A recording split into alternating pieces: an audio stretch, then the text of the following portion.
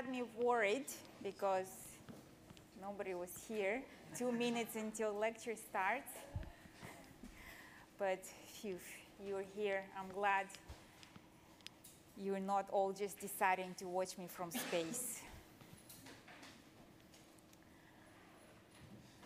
Okay, so next week, you know we're going to have our first test. How do you feel about it?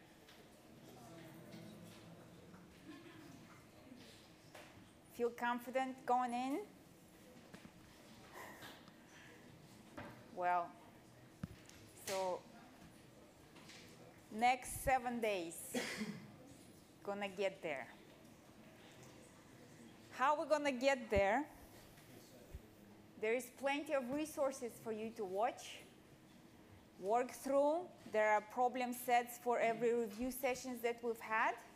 Work through those. There is a video tutorial for each of the problem sets where I go through solving every single problem step by step. There is solutions to the Canvas quizzes, videos of those as well. There is, of course, lecture videos online.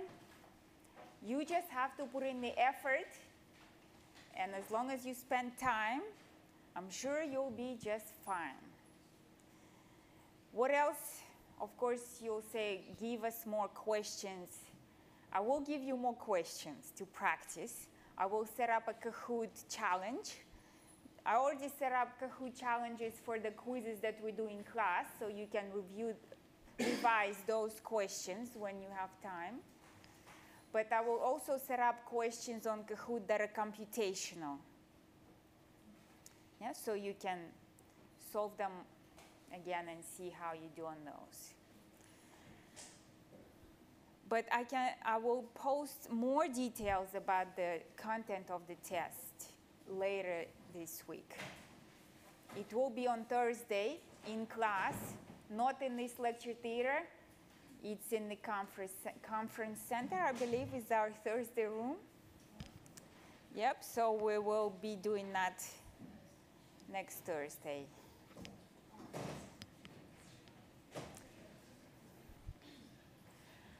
Any questions? No. Just a reminder, the MSLQ, if you want to participate in that, the first iteration of that questionnaire closes tonight. And if you miss out on this one, you can no longer participate in the other two, and you miss out on the bonus marks on the exam. It's entirely voluntary, up to you. If you want to take part in it, you have the choice. So let's review the next lecture, which you watched this week, mortgage loan pricing. Now let's first go back to basics. First, why do we need to borrow money? Well, it's a service. Yes, we don't have money, so to have access to the money, to buy a house, for example, we need to pay for that. And so when we're borrowing money, we're not just repaying exactly the amount that we borrowed, but our payments will also cover the interest. So when we're paying our loan off, we're repaying the principal plus all of the interest that's accumulating on the outstanding balance of that loan. If you remember last time, we were looking at buying an average priced house in Auckland, which was $850,000. So first thing you're going to do is talk to your bank, unless, of course, you have $850,000 in cash. But if you don't, and most likely most of us won't have it, we'll be going to the bank and talking to the lender and seeing how much we can afford, and they'll give us a pre-approval, perhaps, which we then can use to go out and shop for the houses that fit within our budget.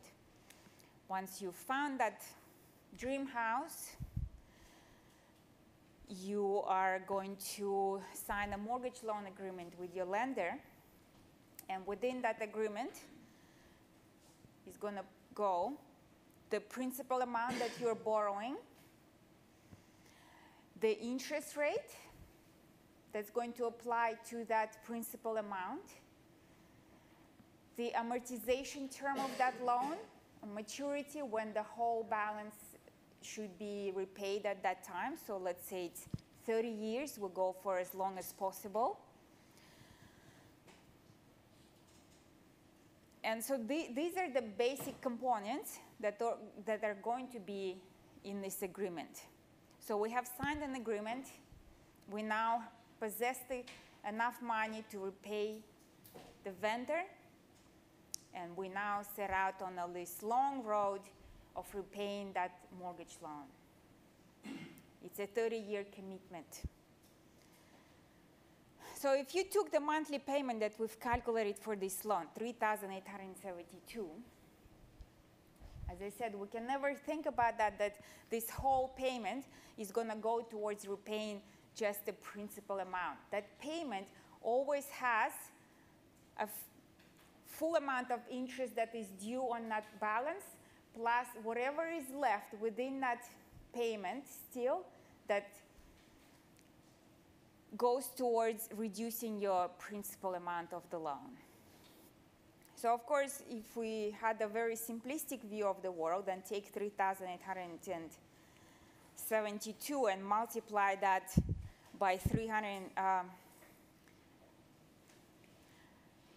actually, if we divide 7,665, 100,000 divided by 3,872, well, that gives us approximately 198 payments.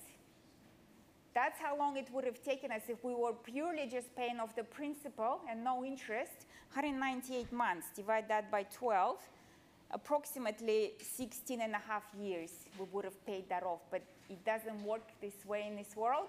We have to pay for using this money, for gaining access to that house. So this is how it works out. Actually, over the term of 30 years, we nearly pay 2 times the principal amount. That is, of course, if our interest rate stays at that level. In that 30-year period, the way our loans work in New Zealand, you can never fix your interest rate for 30 years. So that rate can go to 15%, 10%, you never know. If it stays at that level, half of the total repayments you make to the bank, which is over 1.3 million, goes just towards paying the interest on that loan.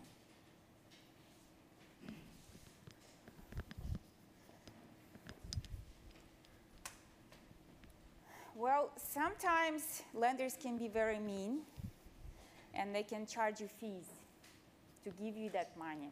So not only they're going to charge the interest that's outstanding on that principal, but they're also going to say, well, in return for me giving you this loan, I'm going to charge you fees. These fees can be paid at the very initial stage of the loan when it's just being originated. You can pay recurrent fees during the term of the loan, and you can pay a fee when you repay your loan. And that's typically if you repay your loan early, before your contract expires. So there are 3 points where the fees can be charged. Combined together, the interest that is charged on the principal amount and all of these fees that either all 3 of them can be charged or you can only pay 1 of them. But whenever there is any sort of fees or charges involved with that loan, that immediately means that you are paying more than just the nominal interest rate that is stated in your contract with the lender. So combined, interest and fees represent finance charges on your loan, and this effective cost uses these total finance charges to find the true cost of that loan. and that true cost is expressed as a percentage rate. You basically can interpret then as the true interest rate that you're paying on that loan. If you're shopping for loans and different lenders are offering you different terms, you cannot just go by the nominal interest rate that they're offering you. If there are any sort of fees that are associated with that loan, you have to calculate the true cost.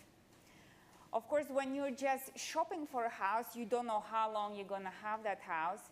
Then in that case, you can only look at the initial and any sort of recurrent fees that you would be paying. How would that effectively increase your cost? But if we want to kind of look at our loan and have a kind of a rear view mirror view at our loan, if we know when we are repaying that loan or when we repaid it, that's when we can find out the true cost of that loan. So how do we calculate effective cost?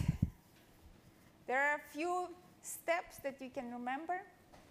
Maybe having this image of the expectations and reality will help you when you're trying to remember that once you come across a question like this on the test. First, you just need to consider your expectations.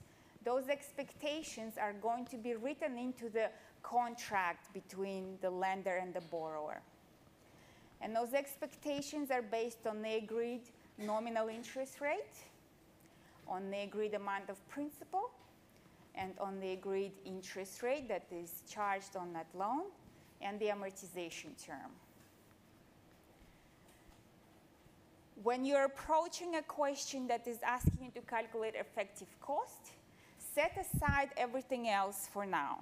Do not consider fees that are charged on that loan. Just start off by what is going to go into the contract, and the contract is not going to detail establishment fees or recurrent fees on your payments or the prepayment penalty. All of that is going to be set aside for now. So first half, nothing new what you have already done in the previous lecture, just calculating payment on a typical residential loan.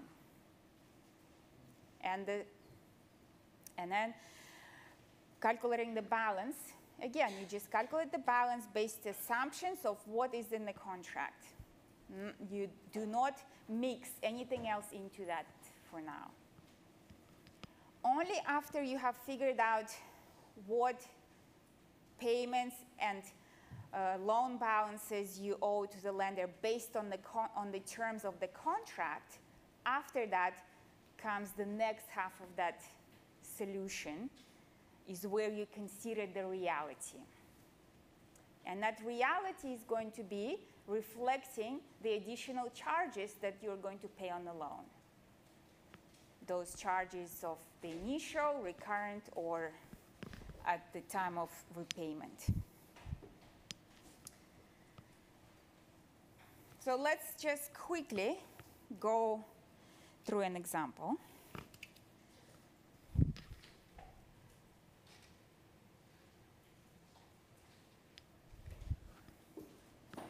So we are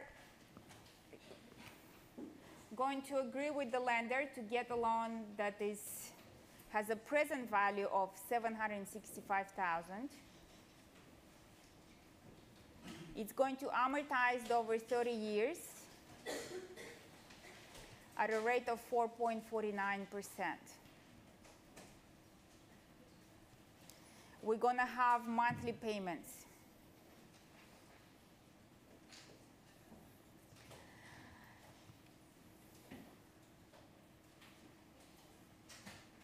Actually, for the interest rate, we're going to assume a slightly higher rate, 5.56%. Yes. So this interest rate, we're going to fix for 5 years. This is what we're going to agree with the lender for a 5-year term. We're going to commit to repay interest at a rate of 5.56%. But amortization of the loan is calculated based on a term of 30 years, not 5 years. The lender is going to charge us an establishment fee. So what is that initial establishment fee? Well, basically, that covers the cost of setting up the loan. If the loan, it reimburses the lender for processing, assessing your application, and then approving your application. So all of these fees are wrapped into this establishment fee. Let's say the lender is going to charge an establishment fee of $2,000. And then, although we have signed up for a 5-year fixed rate interest, our circumstances changed. We got a new job in Wellington, and we're selling our house, and we're moving early after only having that loan for 2 years.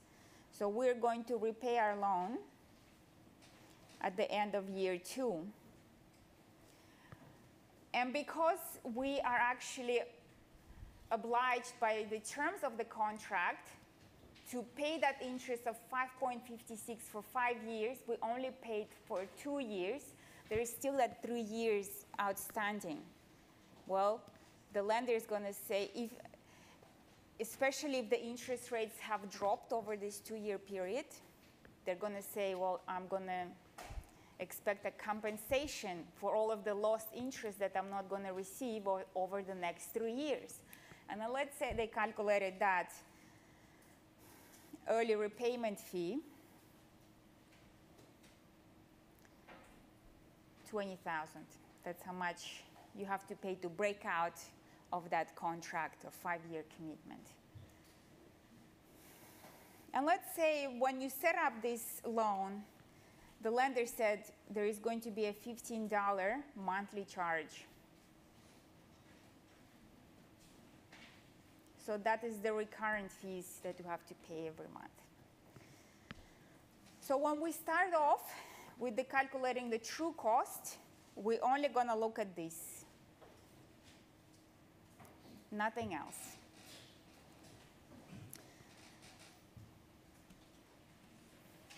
So 12 payments per year, your calculator needs to be set to that. We have a 30-year term at a rate of 5.56 and present value of 765.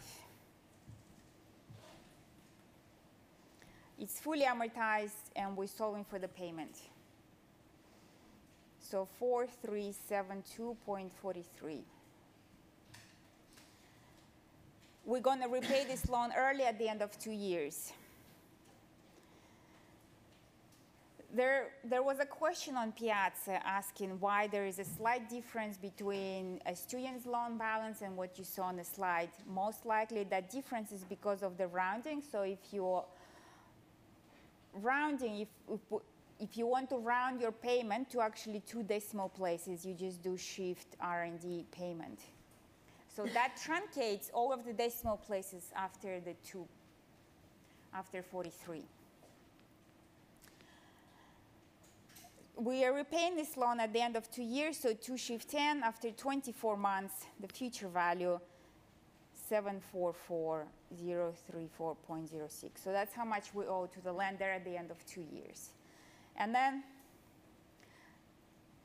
probably good idea would be to draw a timeline and lay out the expectations of the lender. Present value, 765. Regular payments, 4372. And the balance, 744,034.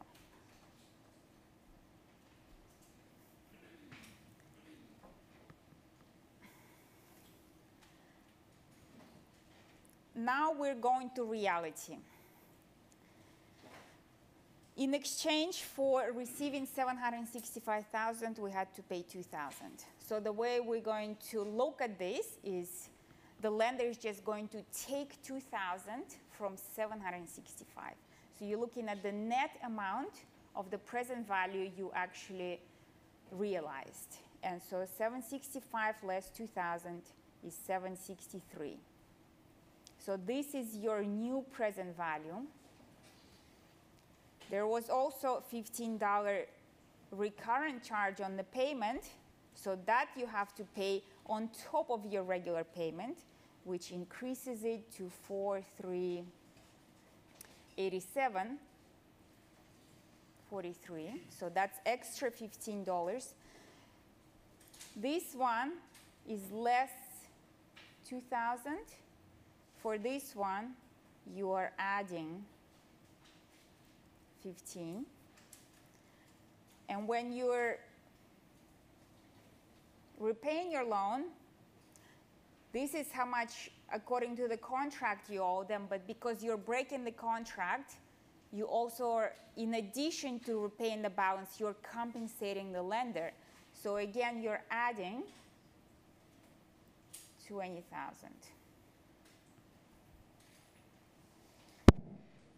So present value reduced, payments increased, future value increased. And then the question is, what is the true interest that we actually paid on the $763,000 and this level of payments and the balance that we owe?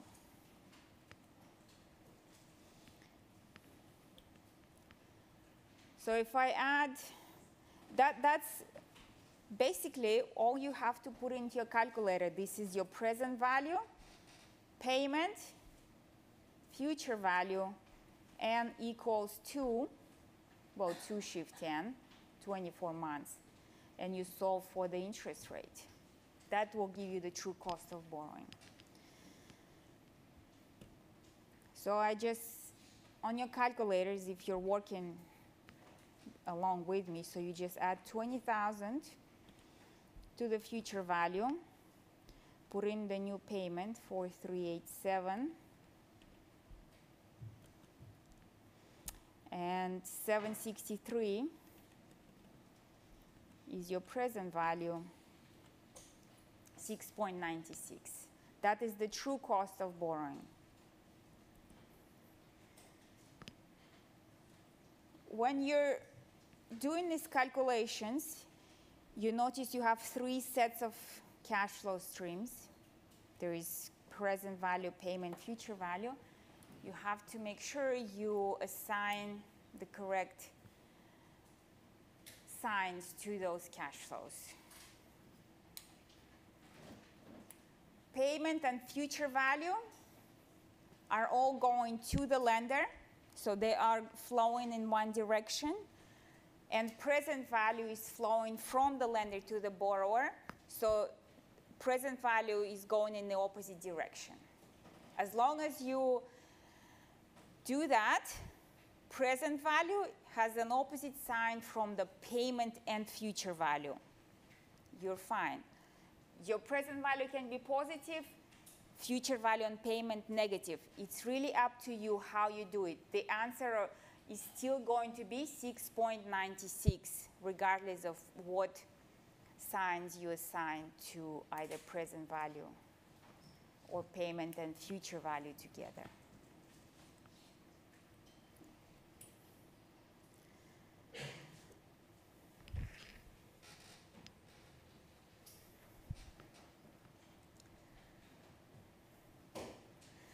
So just remember, expectations are based on the contract.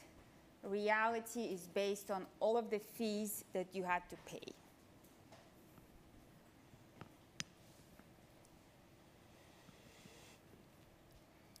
For the early repayment penalty, this we cannot know in advance.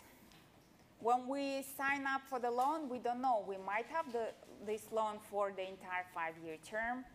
In this case, we had to repay it at the end of 2 years. You could have had it for 3 years. So we don't have the crystal ball of knowing when we're going to repay it. Therefore, early repayment fee always is associated with the repayment of the loan with the future value of that loan. And you have to deal it, and it has to be reflected within the future value, not the present value. And obviously, the longer you hold this loan, the closer it gets to that 5-year fixed term, the smaller the fee you're going to pay. So that fee is always going to be proportionate to the amount of lost interest. And the less time the lender is losing interest, the smaller that fee is going to be. So that is why it's always is a function of the balance and the amount of time you have left until that contract runs out. The establishment, the repayment fee will be greater the earlier you repay that loan. But it's always going to be a function of the future value of the loan, the balance of it.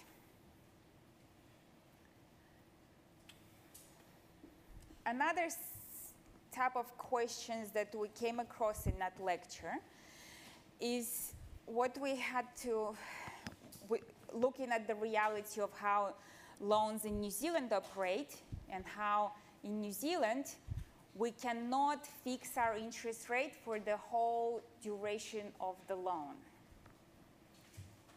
If you live in the United States, that's one place where you can fix your interest rate for 25 or 30 years. In New Zealand, we fix our interest rate at the most, there is 5 to 7 years. Typically, borrowers will go with a 2-year fixed interest rate. But when you're structuring your loan, you don't have to fix your entire loan at 2 years fixed rate. There is always combinations, how you can split your loan whatever way you want. Some of it can be on a variable rate, some of it can be fixed for 1 year, for 2 years. It's really up to the borrower how they want to work out. Let's say the reality in New Zealand is we're going to have certainty of our repayments for relatively short periods of time. So really you can look at our loans interest rate is really as a roller coaster ride that you really don't have control over, and it can go on these big loops, or sometimes it can be flat, but you just have to go with it. And sometimes the rates can vary drastically, and just not that long ago, towards the peak of the market, 2007, early 2008, we were paying quite high interest rate, but then Reserve Bank started reducing official cash rates, so that helped reduce the interest rates on the loans, so we saw a big drop in that. And so there is always going to be a variation, and you're never going to be able to have the same consistent interest rate for the time you have that loan. How do we find out what was the true cost of borrowing, where our interest rate changed periodically? So to do that, we need to determine during each period that our interest rate was fixed, what was our level of payment, and when we are repaying that loan, what was the balance? Because interest rates change during that term, the payment will change as well. So we can no longer use the time value of money functions on our calculator because it's no longer an annuity. It's only an annuity while that interest rate is fixed. Once it changes, it has a different level of payments. So let's work through a quick example. And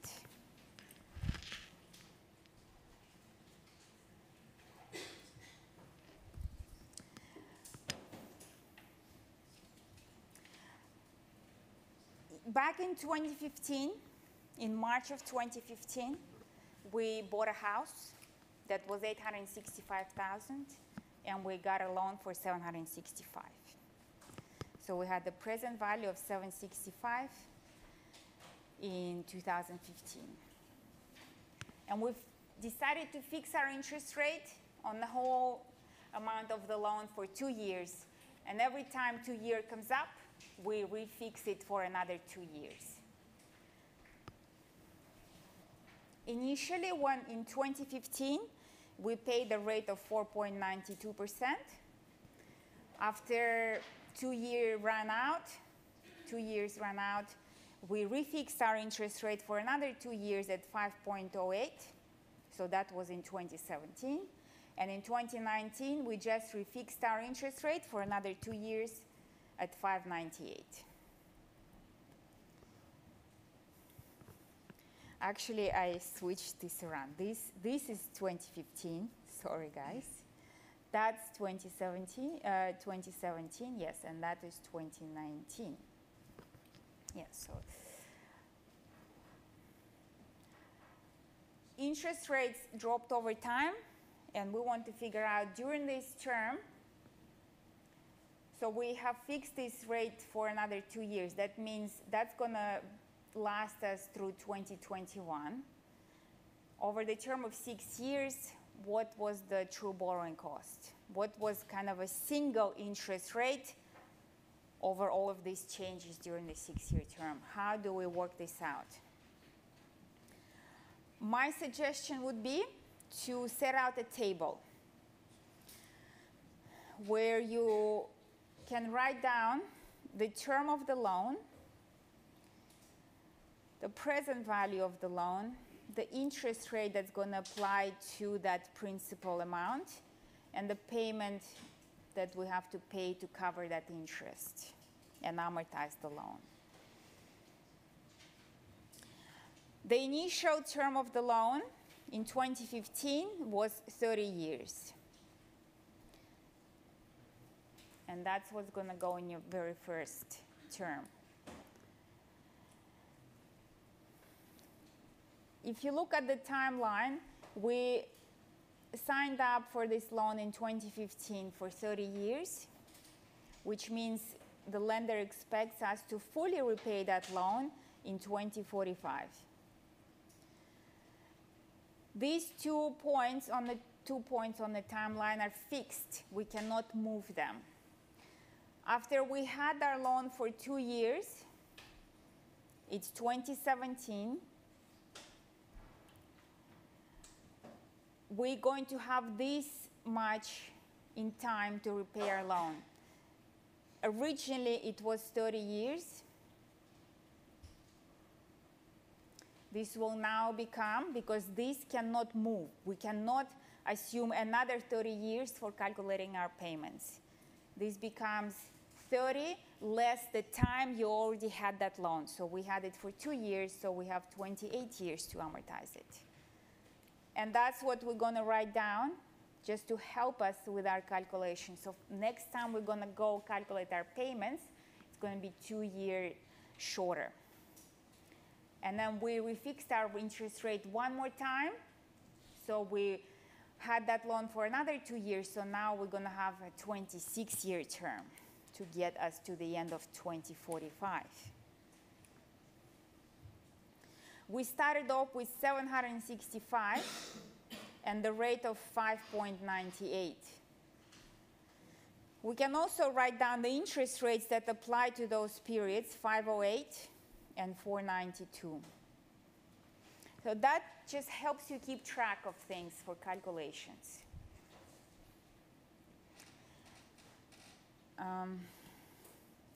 Payments are monthly.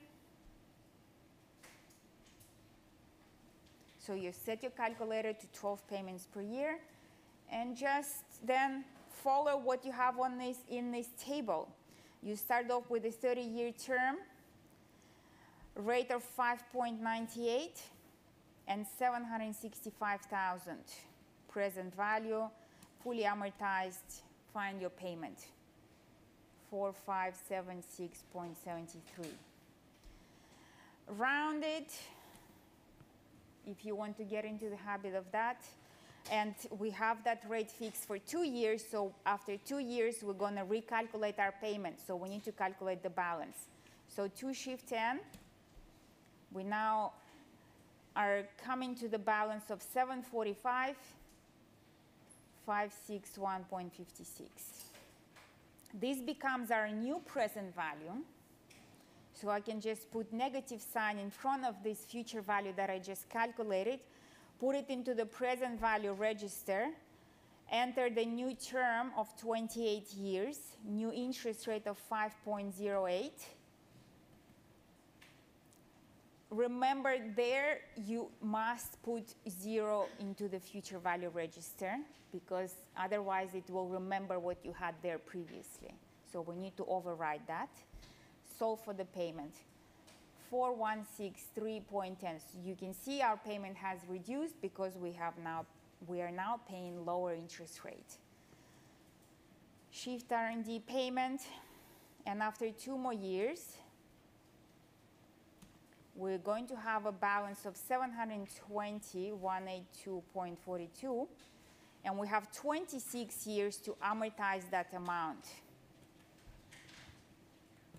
at the rate of 4.92,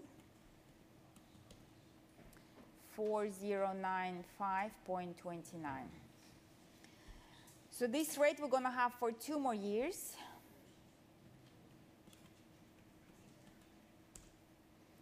And the balance is 691,428.79. Use that now. This is what's going to go into the timeline and the cash flows that we have. Present value, 765.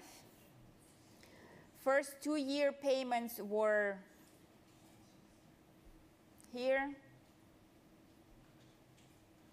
The next 2-year payments and the last 2-year payments, and a balance of 691,428.79.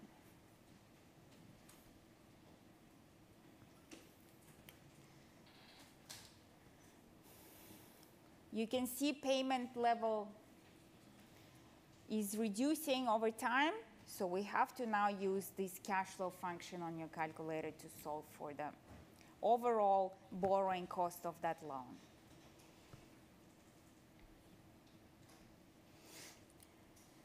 So we're going to start off with the first cash flow. That's cash flow at the time period 0, and the lender has originated a loan of 765.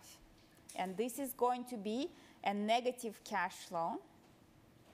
But everything that follows that cash flow is going to be positive because these are all, from now on, these are payments to the lender. Monthly payments plus the balance. All of it is going to the lender. That's going from the lender. That's why the very first one we just put with a negative sign. So 765 followed by 24 payments of 4576.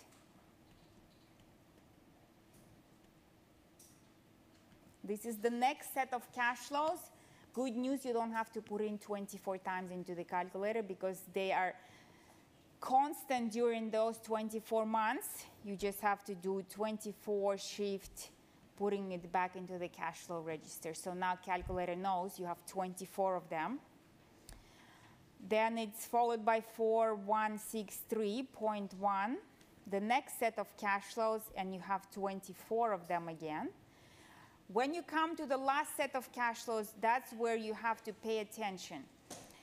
During the 24 months, you're paying, and then when you do it, making your last payment, it's going to be that monthly payment plus the balance. Therefore, during these 2 years, last 2 years of the loan, we have 23 payments that are just payments, and the last one is payment plus balance. So this is what we have to do in the calculator. Tell the calculator we have 23 payments of 4,095.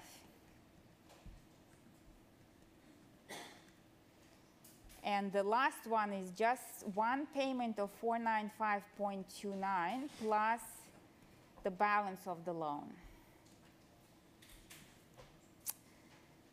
And after that, we can solve for the cost, borrowing cost, and that shift IRR 5.38% is the overall cost that you paid on that loan.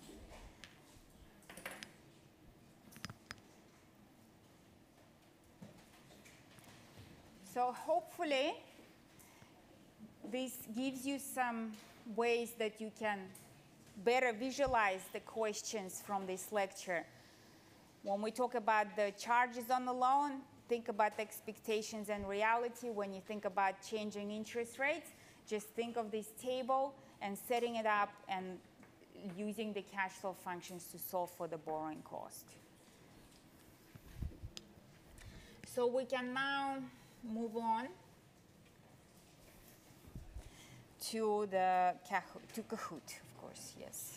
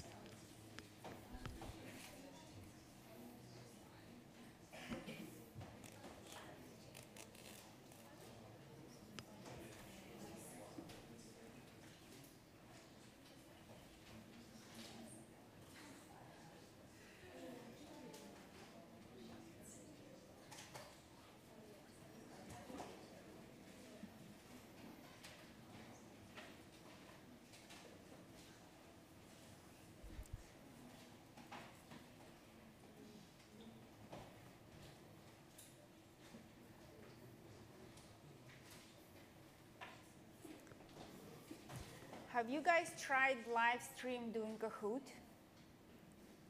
Anybody? If there is a delay or you don't know.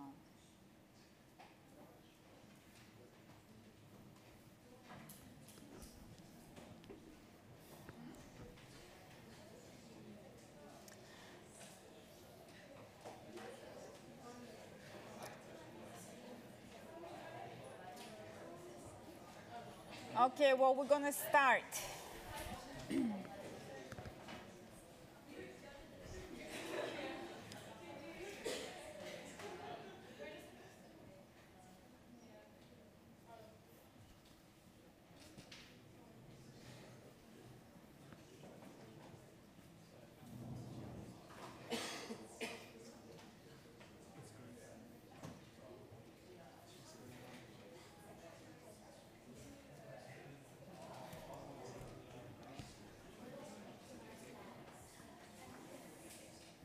So majority of you have picked the right answer, and loan closing date, although the word closing might have different connotations, that's the end. Loan closing is actually just the beginning, and that's when you sign the documents. And that is when it's been legally binding agreement.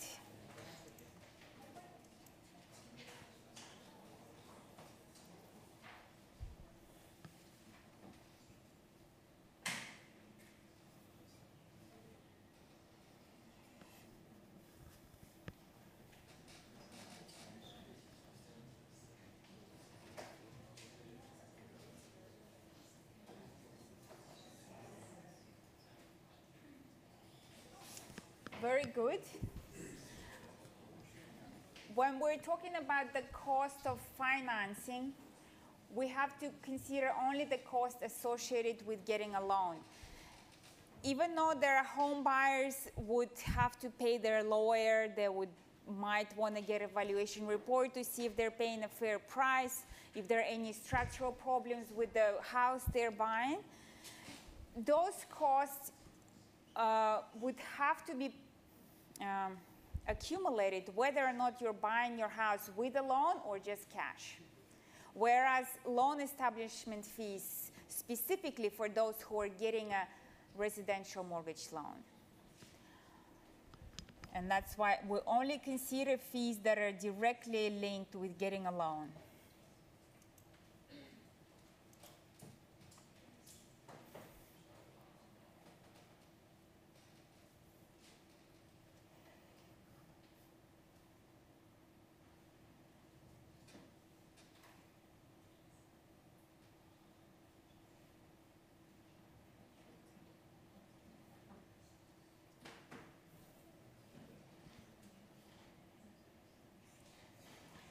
So very good. You've been listening to me today or in the online lectures, but effective borrowing cost is the rate adjusted for the finance charges that the borrower paid. That includes interest plus fees.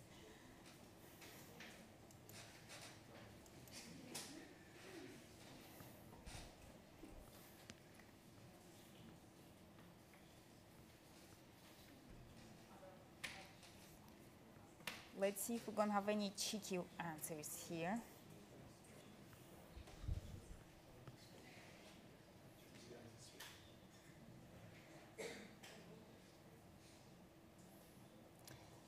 Yes, so the finance charges will raise the cost of borrowing. It will be different from just the nominal rate you agreed with the lender.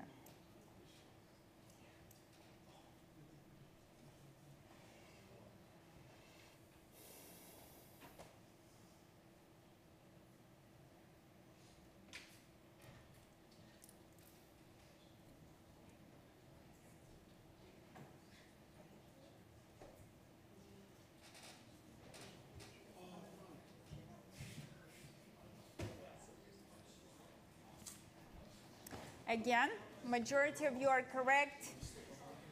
If you hold your loan to maturity, it's actually, that's the lowest level of the effective borrowing cost you're going to pay. So between the time you just got the loan and maturity, at maturity it's going to be the lowest. Anytime before maturity and the closer it is to the initial establishment of the loan, the greater that effective borrowing cost is going to be.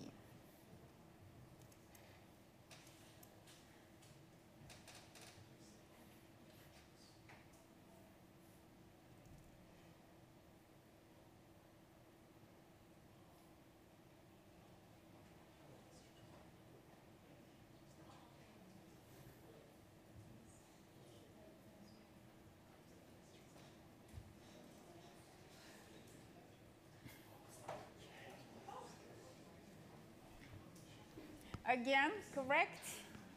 Always early repayment fees or penalties are going to be calculated based on the balance that you owe to the lender. And that balance is always the future value of your loan at the time you are repaying your loan. And it's a function of the loan balance. Has nothing to do with the present value of the loan.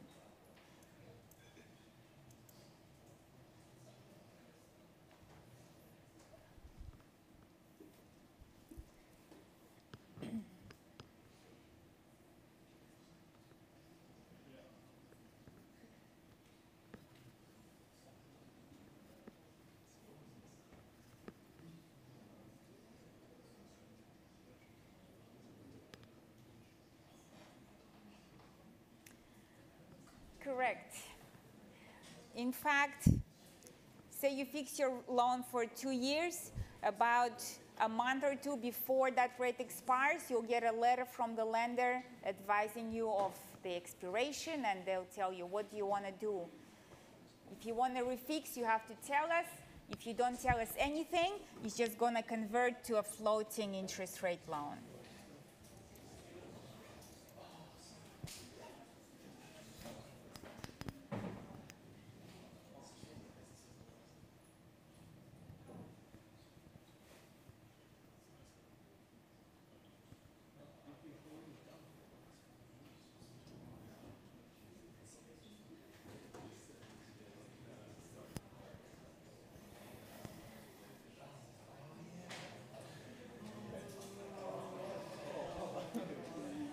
very good.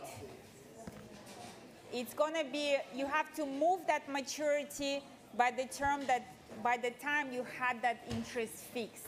We already paid 5 years, so we have 25 remaining.